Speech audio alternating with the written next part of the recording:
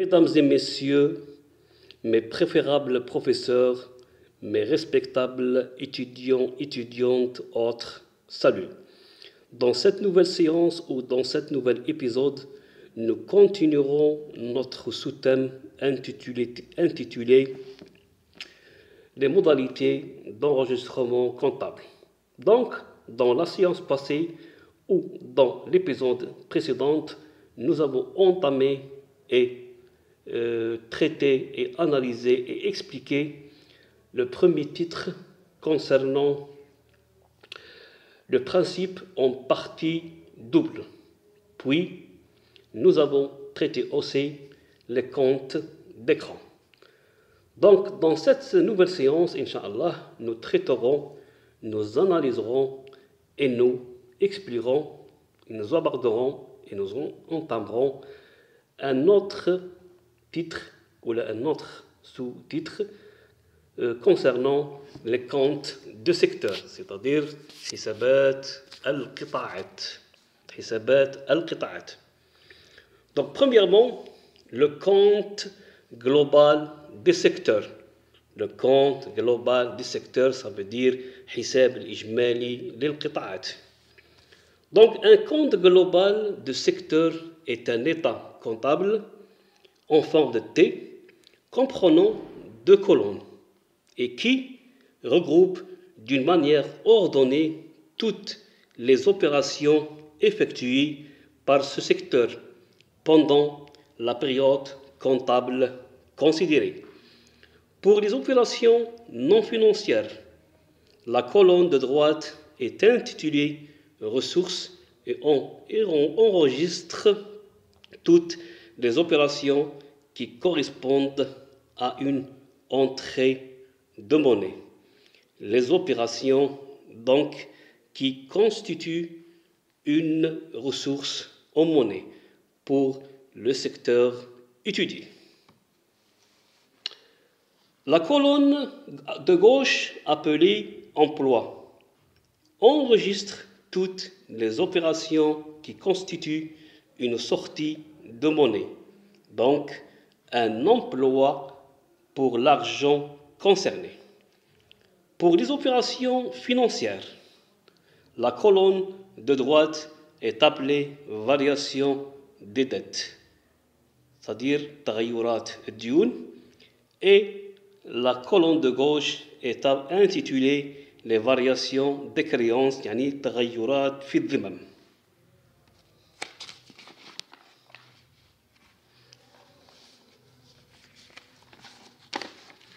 Donc,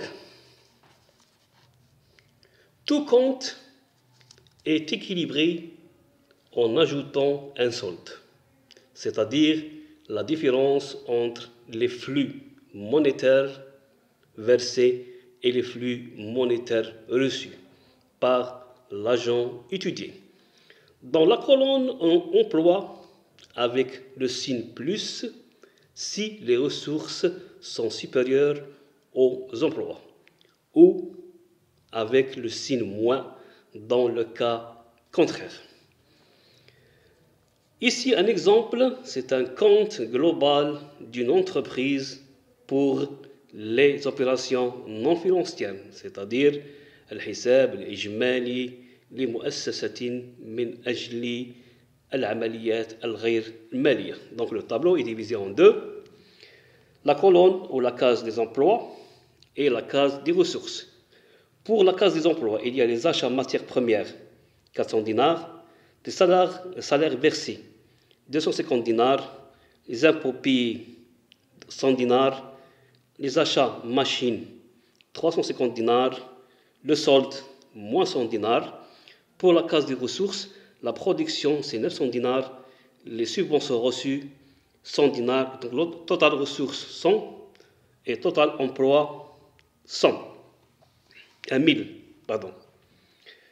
Ici, le solde négatif, moins 100, représente un besoin de financement de l'entreprise. Deuxièmement, les comptes partiels ou les sous-comptes des secteurs. الحسابات الجزئية أو الحسابات الفرعية للقطاعات.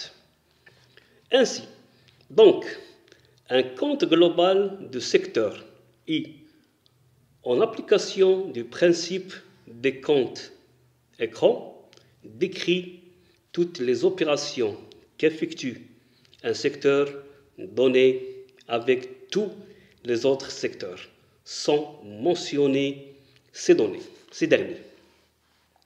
Mais pour mettre en évidence certaines fonctions économiques fondamentales, par exemple la production, la consommation, l'accumulation, الإنتاج, الاستهلاك والتراكمات أو التراكم, et permettre une meilleure analyse de comportement, ce compte global du secteur est subdivisé en plusieurs comptes partiels. Partiels ou sous-comptes. Ils sont au nombre de 5.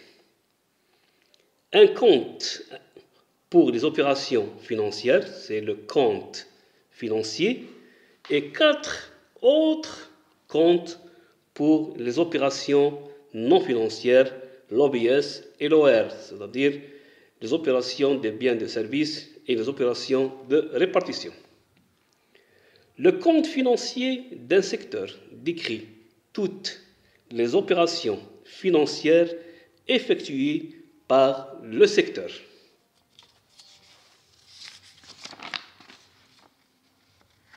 Par le secteur étudié. Et I est le dernier de la séquence des 5 comptes partiels. Donc, les opérations non financières sont décrites dans les 4 autres comptes, qui sont le compte de production, يعني حساب الإنتاج, le compte d'exploitation, حساب الاستغلال, le compte des revenus et dépenses, يعني حساب المداخيل والمصاريف أو النفقات, et le compte d'accumulation, يعني حساب التراكم. Donc ces comptes forment une séquence de comptes articulés par leur solde.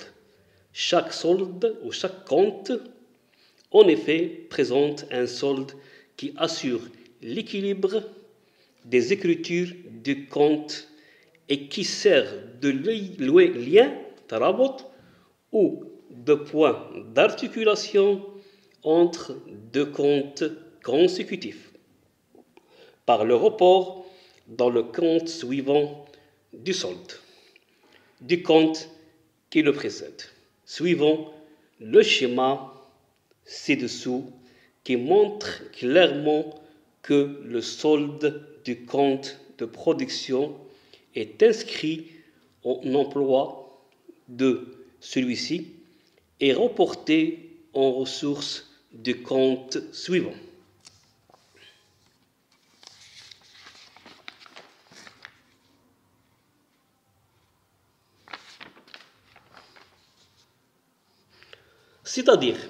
C'est-à-dire du compte d'exploitation, donc le solde du compte d'exploitation inscrit en emploi est reporté en ressources du compte revenus et dépenses. Le solde de celui-ci, enfin, est reporté en ressources du compte d'accumulation. Ces soldes ont enfin une signification économique importante. Donc le tableau ci-dessous, premièrement le compte de production, yani hisab al-intaj. Donc le tableau est divisé en 2 cases, en 2 colonnes. La case des emplois, la consommation intermédiaire, le solde c'est la valeur ajoutée brute, pour les ressources la production brute, le total et le total. Donc le solde de la valeur ajoutée brute est reporté au compte d'exploitation, dans la case de ressources le compte d'exploitation. Donc le compte d'exploitation, les emplois, les ressources, la rémunération des salariés, les impôts liés à la production, solde, l'excédent brut d'exploitation, les ressources, la valeur ajoutée brute, les subventions d'exploitation. Donc, le solde de la valeur ajoutée brute est reporté aux ressources du compte d'exploitation.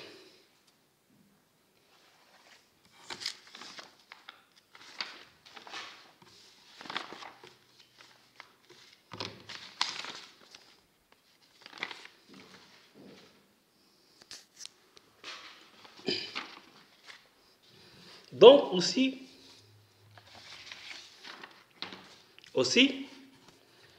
le compte, maintenant, c'est le compte de revenus et dépenses. Le compte des revenus et dépenses. Donc, le tableau divisé en deux, les emplois et les ressources. Donc, pour les emplois, il y a le solde épargne brute et l'excédent brut d'exploitation plus le revenu de la propriété. Donc, le solde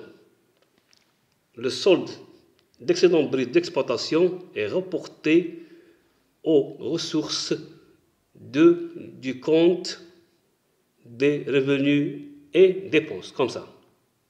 Total. Maintenant, le compte d'accumulation. Donc, le tableau, il y a les emplois. Le solde, c'est la capacité de financement plus ou besoin de financement moins. Donc, les ressources, il y a l'épargne brute. Donc, le solde de l'épargne brute du compte revenus et dépenses est reporté aux ressources du compte d'accumulation. Donc, le total et le total. Maintenant, le dernier compte, c'est le compte financier. Donc, les deux cases, trois cases. Il y a les variations des créances, il y a la variation des dettes, يعني تغيرات الذمم وتغيرات الديون. Il y a crédit à court terme et le crédit ou le prêt à long terme. Donc, il y a le solde des créances et des dettes.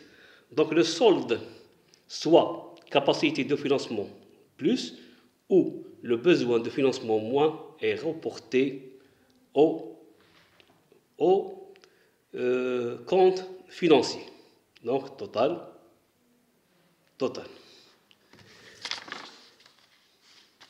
Donc, on va éclairer ça. Les 4 secteurs institutionnels du système des comptes économiques algériens utilisent les 5 comptes partiels décrits plus haut. Cependant, les administrations publiques et les institutions financières n'ont pas de compte de production, ni de compte d'exploitation, conformément à la définition de la sphère de la production par le système des comptes économiques algériens, qui considère les activités de ces 2 secteurs comme non productifs. Concernant l'agent extérieur, nous avons déjà vu qu'il n'était pas à proprement parler un secteur puisqu'il était constitué par un ensemble hétérogène d'unités institutionnelles. On y trouve pêle-mêle des ménages, des sociétés, des administrations, etc.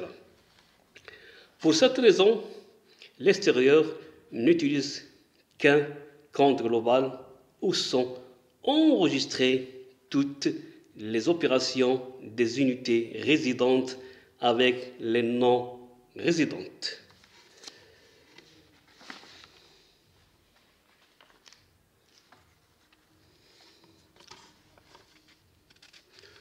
On trouve ce compte dans le tableau économique d'ensemble. On trouve ce compte dans le tableau économique d'ensemble, le TEE. Le tableau ci-dessous nous montre les comptes par l'inscription d'une croix dans les cases correspondantes qui sont établies pour chacun des secteurs. Donc, horizontalement, il y a, c'est-à-dire des fonctions, par exemple production économique, production, exploitation, les revenus et dépenses, les accumulations et financiers. Pour le secteur, il y a les sociétés et quasi-sociétés, il y a les ménages et les petites entreprises individuelles, il y a les administrations publiques, les institutions financières et l'extérieur. Donc pour les sociétés quasi et quasi-sociétés, donc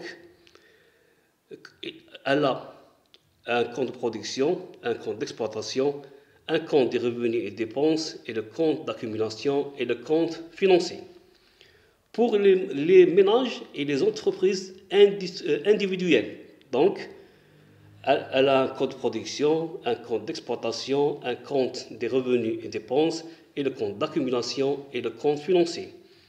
Pour les administrations publiques, donc elle n'a pas de compte de production, elle n'a pas de compte d'exploitation, elle a un compte de revenus et dépenses, un compte d'accumulation et un compte financier.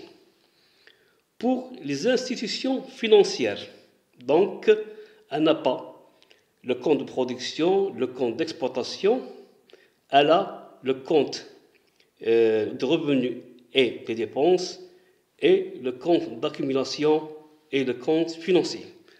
Pour l'extérieur, donc, elle a seulement le compte global. Donc, elle n'a ni compte de production, ni compte d'exploitation, ni compte de revenus et dépenses, ni compte d'accumulation, ni compte financier.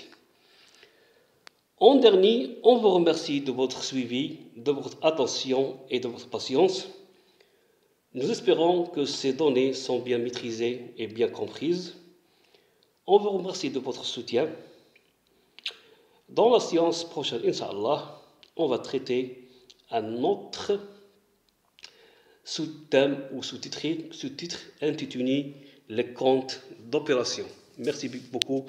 C'était avec vous, le professeur M. Kafif Mohamed.